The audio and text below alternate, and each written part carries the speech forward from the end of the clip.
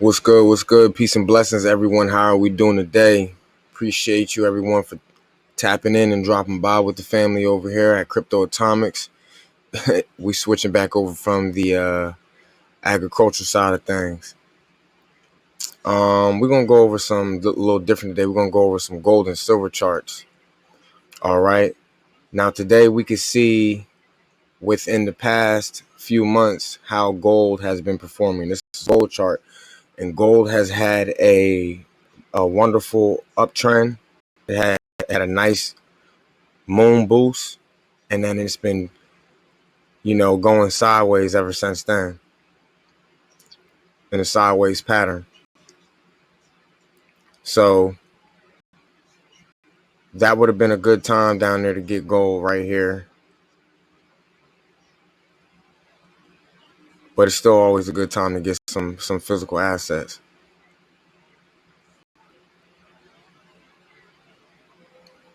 And as you hear, I said physical assets. In my opinion, it's always better to own the physical thing when it comes down to metals.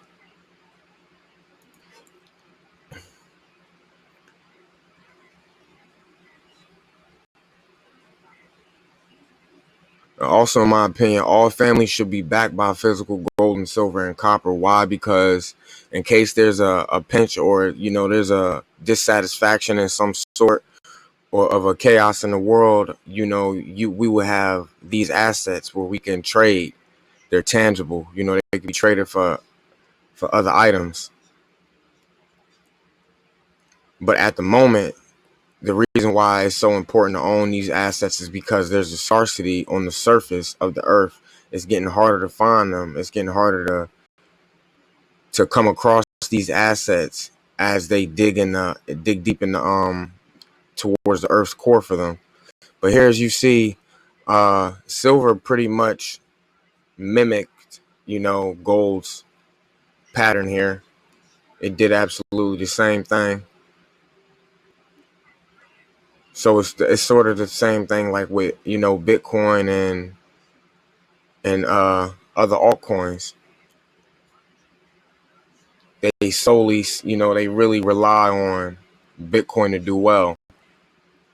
So crypto, in my opinion, also is great to get in because it is a form of digital assets, not just money, but you could store your labor in these assets. You know what I'm saying? Pay attention to what you're doing, do your research, do your due diligence, make you some profitable gains, and play the market. Or you could hodl. You could read, do the due diligence on a project, find out what his use cases is, see if it's something that you're interested in, you know.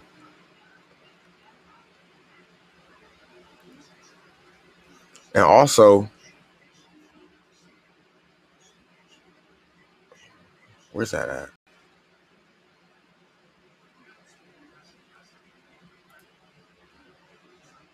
Let me see.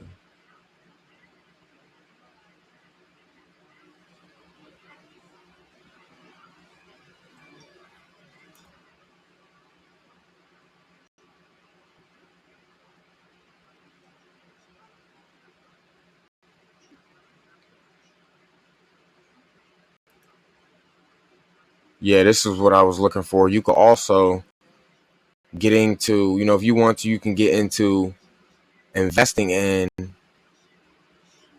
gold and silver mining stocks. You know what I mean? That's something else you can get into instead of investing in the commodity metal itself on an ETF. But we're not financial advisors. We just simply documenting how we move around, you know what I mean? And everything like that.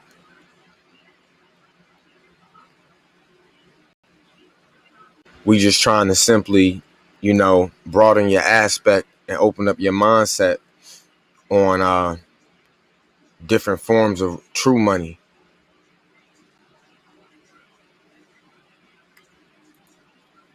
So here's some silver mining. companies you can get into here as well.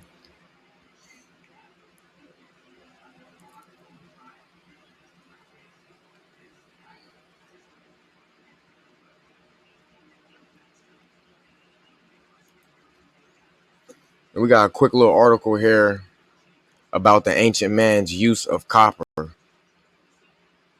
It says here, generally accepted to be the first metal to be used by man, the first objects made from copper began to appear between 6000 to 4000 BC, originally broken into pieces, hammered in, and ground copper sheets appeared by 5000 BC. According to Carnegie Mellon University, and smelted copper such as weapons, decorations, and tools appeared in the Nile Valley by 3000 BC. Since copper is malleable, meaning it can be hammered, bent, or pressed into new shapes without breaking, ancient people found numerous uses for the beautiful metal. 1. Ancient Mesopotamia. The Sumerians and Chaldeans, ancient people of the Mesopotamian Valley, were the first to use copper according to Copper Development Associations, Inc. The earliest uses included tools for hunting such as copper, arrows, quivers, harpoons, and spearheads. Small objects such as cloak pins, rings, razors, and chisels have been found from the time of prehistoric Sumeria, as were pots, mixed trays, and ceremonial objects, including saucers and jugs with silver handles. Sumerians were known for their skills in using for copper for sculpture. One of the most popular designs hammered into a copper sheet was one of the bull's heads, often huge and complex. These reliefs that were hung on walls began to show up between 3000 to 2800 BC. 2. Ancient Egypt. Borrowing and improving techniques picked up from the Sumerians, Egyptians created copper tools, some of which are still intact and functional. Ladles, strainers, and tongs used in ancient Egypt are still serviceable. Some knives and sickles are still sharpened copper. Pipes can still serve their function as plumbing. Egyptian tombs have provided important clues as to how ancient people lived, due to a belief that buried people needed to be provided with things that would be needed in the next life. Copper models of buildings such as tanneries, bakehouses, and boats have been found in tombs, according to the CDA. But see, actually, what they don't know is that those metals and those crystals was actually put in those tombs and those pyramids for deeper reasons. But anyway, 3. Medicine and health. Today, people who suffer with arthritis wear copper bracelets believed to ease pain. The medical use of copper has origins in prehistoric civilization. According to ProQuest CSA, around 2400 BC, Egyptians were using copper to sterilize water and wounds, and by 1500 BC, they also used the mineral on burns and itching, and to ease the pain of headaches. In ancient India, copper was used for medical equipment, including surgical instruments.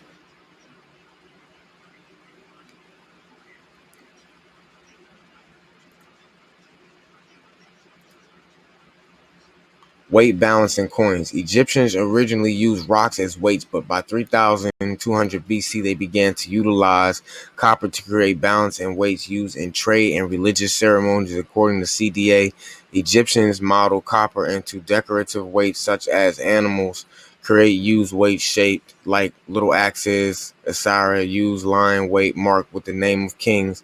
In ancient China, weights were also made in the shape of animals. So basically, in actuality, this is really just a small part of why we are so infatuated with the precious metals and the crystals. Personal objects, in addition to tools, weapons, ceremonial objects, and containers and utensils for cooking and dining, Egyptians also designed and created personal objects such as copper mirrors, razors, and hair tweezers. The blue and green pigments used in the eye makeup were made from powdered copper compounds. Copper sticks that ladies use to apply makeup are still functional today.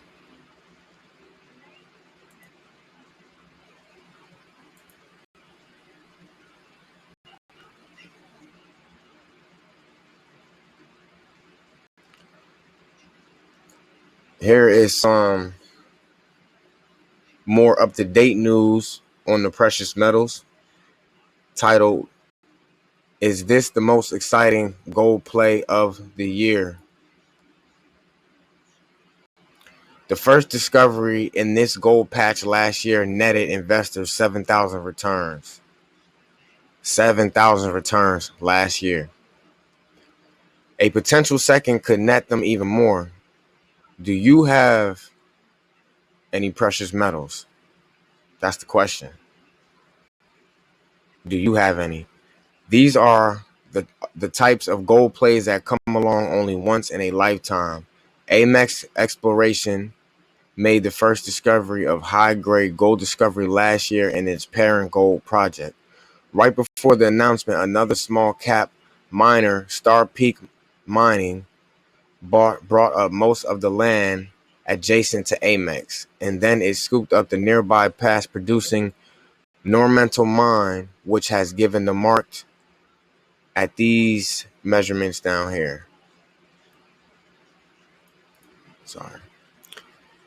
But for us, the real excitement begins earlier this month when Star Peak came out with its first drill results, and they were way beyond our expectations. The results didn't just indicate gold, they indicated something much bigger.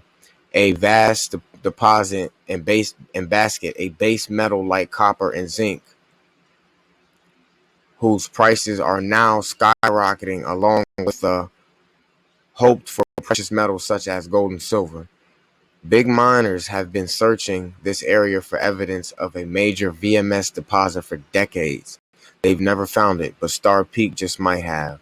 Star Peak only started its drill campaign in February this year.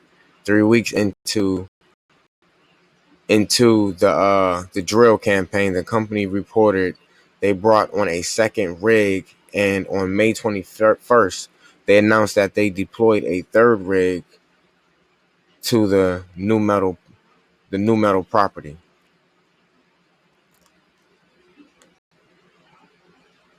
So yeah, they found some minerals, some zinc, some copper, some crystals, I'm sure, more than just gold and silver.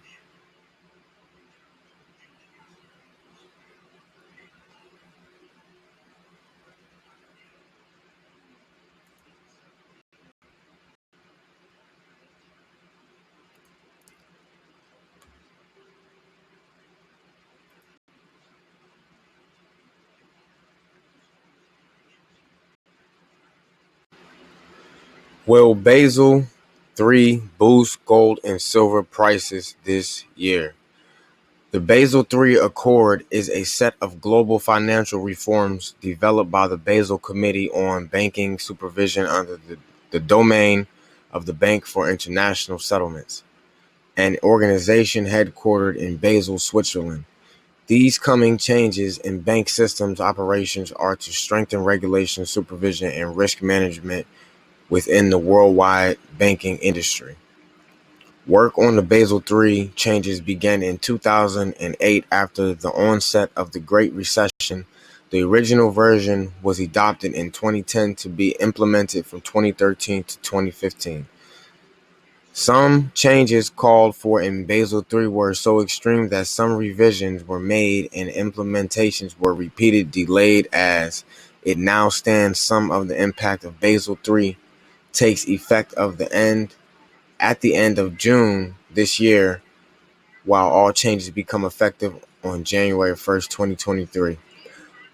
The goal of the forthcoming Basel regulation is to limit the levels of risks that banks take on the pursuit of profits, which would hopefully prevent a major worldwide financial crisis.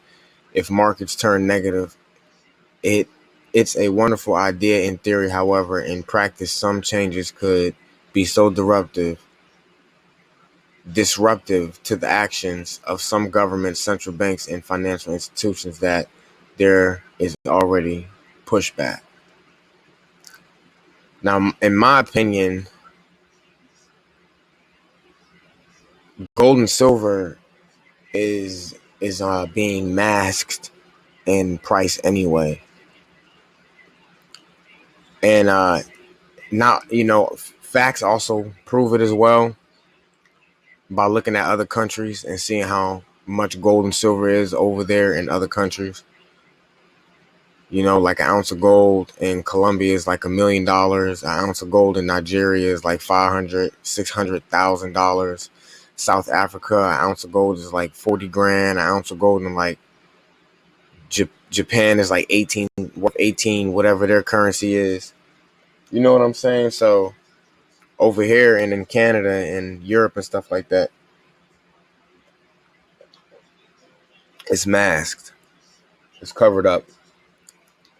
So it should have already,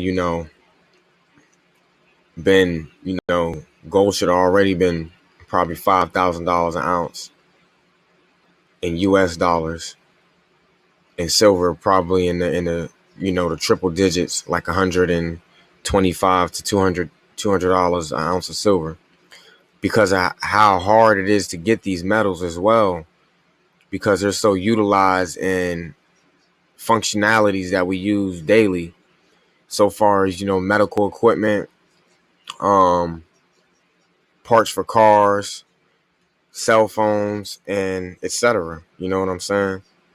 But anyway, part of the Basel III regulation that could be especially disruptive are those involving bank trading of precious metals. Many of the world's largest banks trade them for customers and for their own account. In trading these metals, they are handled as either allocated or unallocated assets. Now, if you didn't know, if you were trying to do some type of loan or borrow or whatever, you would definitely get a much better chance if you came with assets than cash. For anyone who didn't know that. Number 4, this time it really is different. Gold's biggest bull market in history was 1970 to 1980. Saw the price rise to 2,328% and silver 3,105%. But only 2 regions participated at the time, North America and Western Europe, meaning there were far fewer investors than today. In addition, there were much less currency chasing after gold and silver then. Today, it's just the opposite. Mike estimates there will be as much as 100,000 times more currency trying to crowd into the gold market. See how he gets to the figure and reason for in the video. So yeah, you can watch the video up top on YouTube and check it out. Number 3, gold and silver should buy a whole lot more. And that's what I was saying earlier about how it is being masked. Gold and silver are tiny markets on a per person basis. There is approximately 40,000 of liquid financial investments today, but just $200 of investments grade gold. If 10% of those assets were to buy gold, the price will rise 20-fold. It would take only a small amount of investment dollars rushing into the gold and silver market to push their prices much higher. Number 2, it's all happening at once, and this time it's global. It's sobering realization when you add up all the circumstances present today. Let's recap. There is 200 times more wealth stored in other assets, and if only 10% of those dollars chase gold, its price will rise 20-fold. Budget deficit, trade deficit, and government debt have all ballooned to lethal levels. Stocks, bonds, and real estate are all in bubbles. Credit, debt, and derivatives are also in bubbles, and all bubbles eventually burst. The safety of most trusted investments will evaporate in the crisis ahead, and the resulting fear will push people into gold and silver. Today, there are 10 times more people, each with 10 times more currency and at least 10 times more people with an investor's mindset than in the prior gold and silver mania. For the first time in history, all the world's currencies are fiat, and no fiat currency has lasted. Every 30, 40 years, the world has a new monetary system. The last one was formed in 1971, so we're overdue. And really, honestly, what it is that right now people are getting into the mindset of trying to understand how they can control their own wealth. Smart people, that is. People who are paying attention and who are knowledgeable before it's too late. They're understanding how to control their own wealth and how digital cryptocurrency is how you can control your own wealth by getting the right, you know what I'm saying, assets and holding them in your private wallets. And gold and silver is the same thing. It's to store wealth. You can store it wherever you want, as long as you know where it is. It's not difficult to see that in this scenario, Mike sees playing out, gold and silver will not just be one of the few assets left standing. Their values will soar. And the number one reason Mike Maloney owns gold and silver, number one, he sleeps better. It's if Mike is even half right about what's ahead, the coming event will be for many people hard to handle emotionally, and that's Mike's number one reason why he owns gold and silver. They will protect his finances in a period of crashing markets, economies, and currencies. And that can be the same for anyone else that owns gold and silver. The crisis ahead will be emotionally trying. Buying gold and silver now is one of the wisest financial moves you can make. Why does Mike buy? He's currently buying more silver than gold since it is more undervalued. What about you? And I second that motion. I am also getting silver because it is, not just cheaper at the moment, but is undervalued, and it is in more scarcity than gold is, and it is used more throughout everyday materials than gold is as well. So yeah, here's another article about a pioneer, a very well educated individual on financial literacy and owning gold and silver. The top 10 reasons why Mike Maloney owns gold and silver. 10. All fiat currencies eventually go to zero, and all currencies today are fiat. Since the year 1500, a whopping 615 fiat currencies have become worthless. About a quarter of those was due to hyperinflation after citizens lost confidence in their currency, and this can still happen today, as we've seen with Venezuela experience massive hyperinflation. And that is why Colombia and Venezuela, an ounce of gold is worth $1 million over there. The message from history is very clear. No fiat currency has lasted forever. Eventually, they all fell, and today they are all made of paper backed by nothing. Mike owns physical gold and silver because they are money, and every fiat currency today is not. Number 9, the current state of the global economy. Debt deficit spending, derivatives, and trade imbalances are at levels unprecedented in all of history. As bad as worldwide debt levels are today, derivatives exceed 1.2 quadrillion. The precious bubble threatens to take down the world economy. This factor alone could wipe out your wealth overnight. Gold and silver, on the other hand, will still soar in that scenario.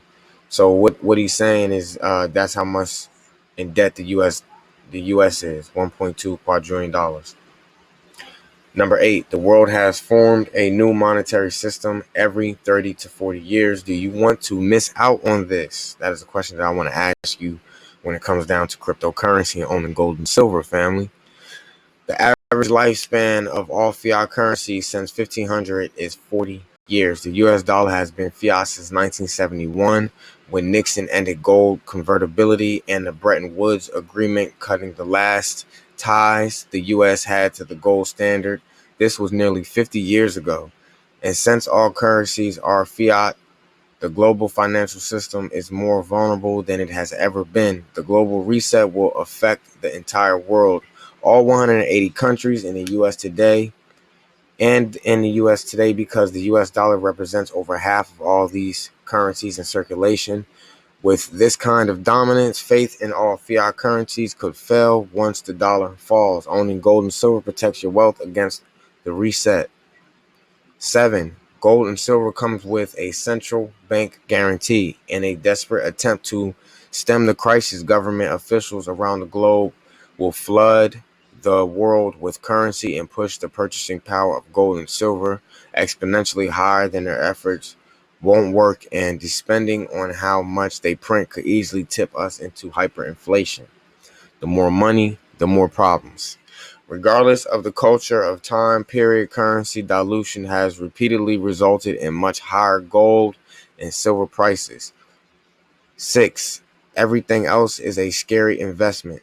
The broad stock market has more than tripled since its 2009 low. Government bonds have been in a bull market for 36 years and represent one of the biggest bubbles in history, and real estate value now exceeds their 2006 peak, which was also one of the biggest bubbles in history.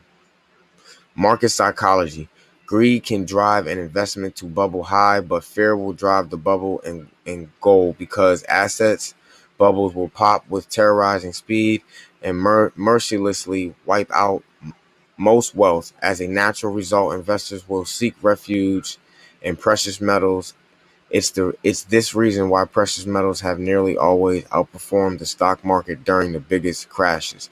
The base psychology of every investor: fear will push gold and silver ownership into the next great bubble. So if you are interested in getting you and your family hands on some physical gold where you can auto save in gold and silver monthly, and also purchase within between whenever you choose to, you could check out the link that I'm going to throw in this bio for you. And you can also get back with me. You can contact me on social media here on YouTube or Instagram at AD2X underscore official with a 0. I do not have Facebook. You could contact me on Twitter as well at AD2X official with a 0, no underscore. And that's on Twitter. This is Instagram.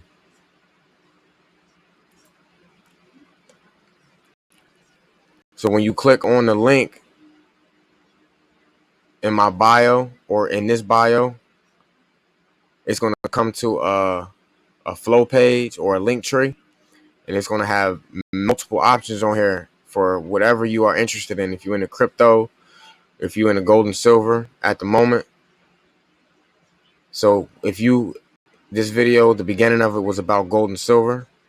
So you can get it here at silver bullion, quicksilver accelerated. You can set up your membership and auto save here. And also we have 7K metals here, gold and silver, bullion, set up membership and auto saver. So Quicksilver also has some gold as well, but 7K metals has more gold than Quicksilver does. But you can utilize both of them. You can tap into them. And if you have any questions, you can contact me.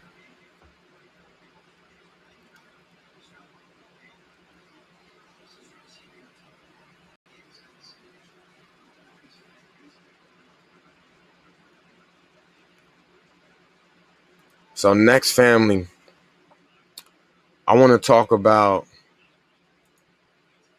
Cardano. All right, because Cardano is in the beginning stages of their Alonzo testnet, which is their first steps towards their smart contract section, where people will be, well, not people, but other institutions, other decentralized companies, other crypto tokens and individuals as well will be building on top of Cardano's smart chain. So it says here, Input Output Hong Kong, one of the companies behind the Cardano blockchain, has announced that they have started a testnet for its Cardano Alonzo upgrade. Alonzo is the next step in a series of upgrades to the blockchain that will bring new features like smart contracts and the ability for decentralized finance ecosystems.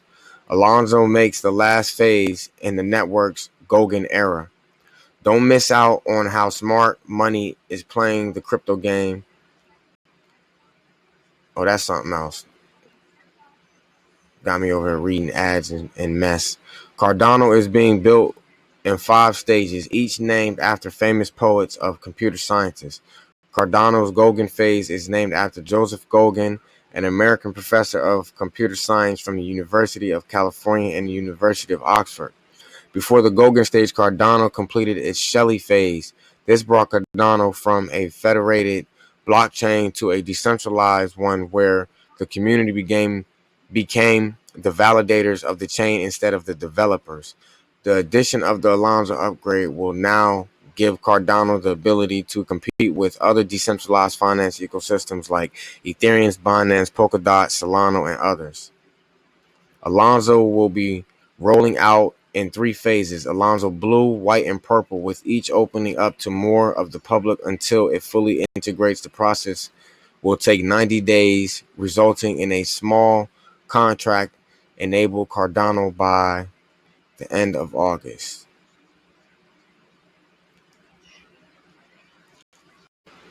Next, we got news on Ripple. Ripple argues SEC stalls case amid refusal to hand over Bitcoin, Ether, and XRP documents.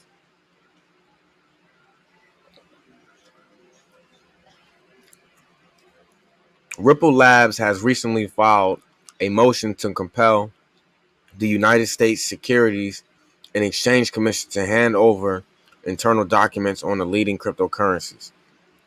The SEC has repeatedly refused to produce records on Bitcoin, Ether, and XRP.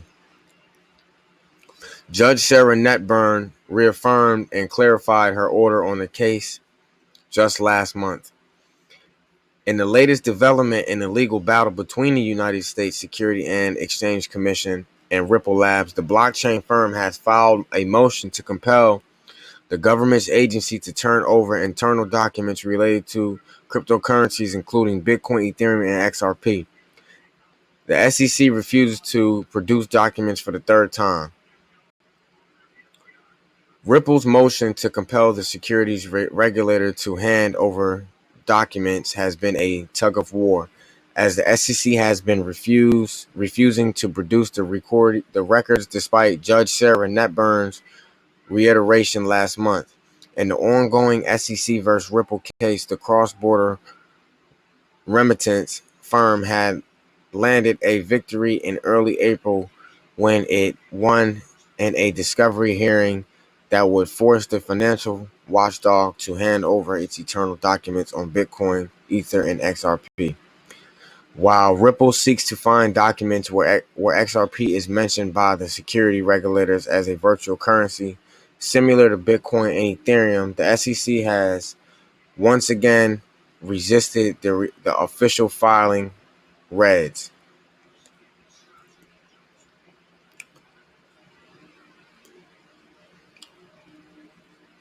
While Ripple seeks to find documents where XRP is mentioned by the security regulator as a virtual currency similar to Bitcoin and Ethereum, the SEC has once again resisted the official filing reads.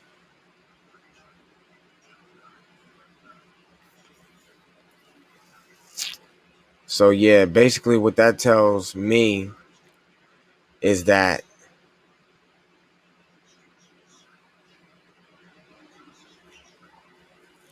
XRP is supposed to be a system that helps banking made easy.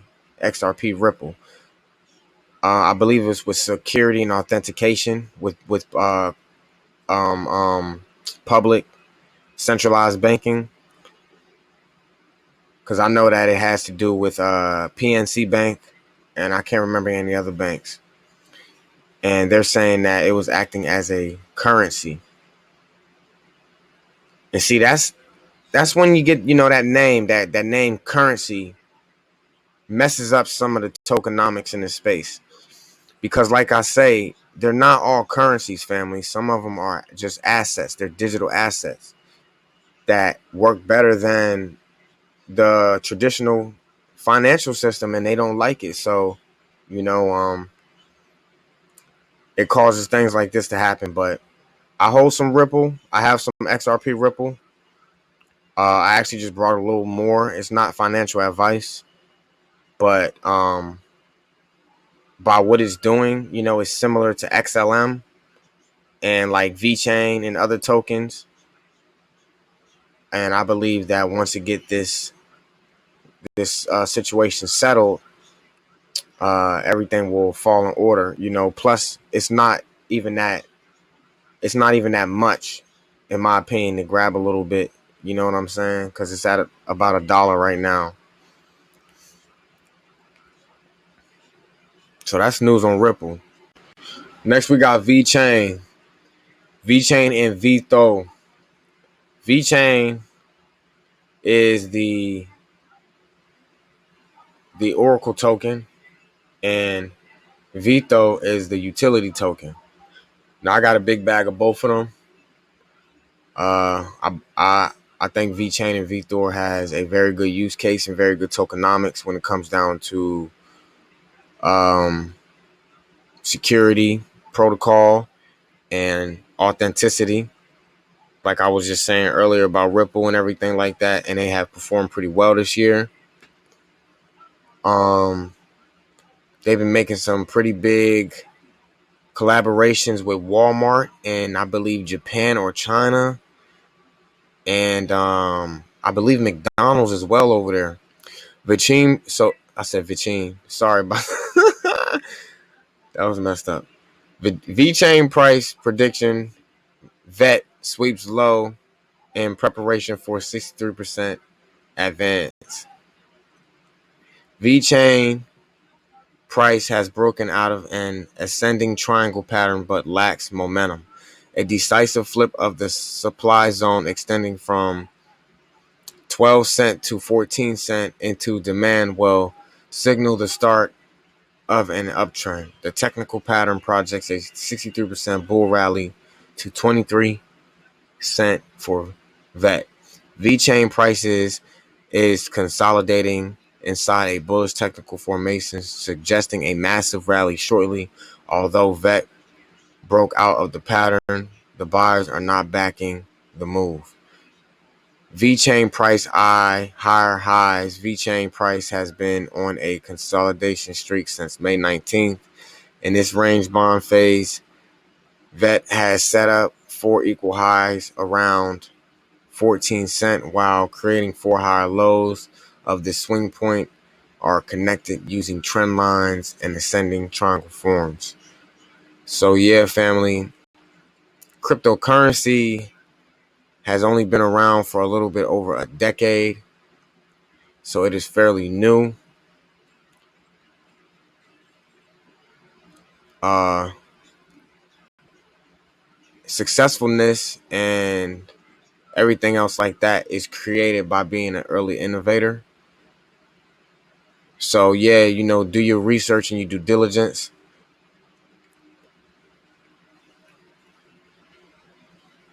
You know what I mean? Find out what websites you need to actually tap into that tells, you know, the truth about the crypto, that has the cryptocurrencies, you know, website.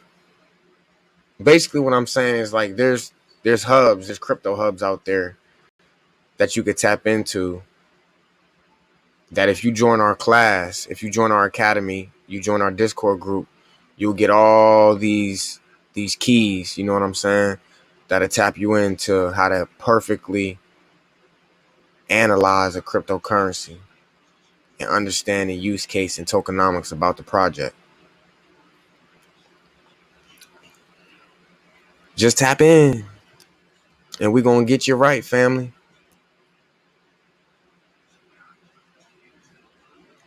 So, yeah, like I said, this is not financial advice. We are simply just documenting our journey on the future and past of money when it comes down to gold and silver with you, and how we are moving around in our space.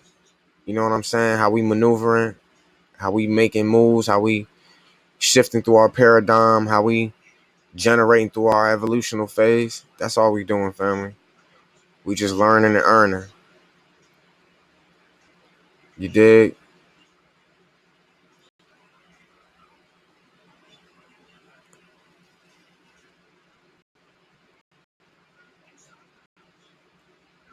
So yeah, if you have any more questions, you could contact me at AD2X_official with a 0 on Instagram. You could contact me at AD2X_official with a 0 with no underscore on Twitter. And you can also contact me here on YouTube and Telegram as well. You can contact me on Telegram at the same name if you're trying to join our Discord group. Peace and love.